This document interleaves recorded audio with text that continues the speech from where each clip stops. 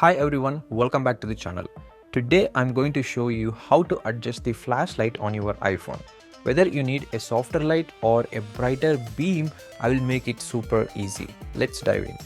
First, let's talk about why you might want to adjust your flashlight. Maybe you need just a little light to read without blinding yourself, or maybe you need it really bright for something closer. Either way, it's simple to adjust. To change the flashlight brightness, start opening the control center. If you have an iPhone X or later, swipe down from the top right corner of your screen. For iPhone 8 or earlier, swipe down from the bottom.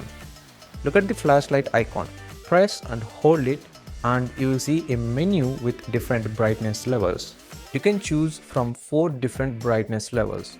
Just tap the one you want. Easy, right? To turn off the flashlight, just press and hold the icon again and select off. You can also use the control center to turn it on or off whenever you need. And that's it. Adjusting your iPhone's flashlight is quick and easy. If you found this helpful, give us a thumbs up and subscribe for more tips and tricks.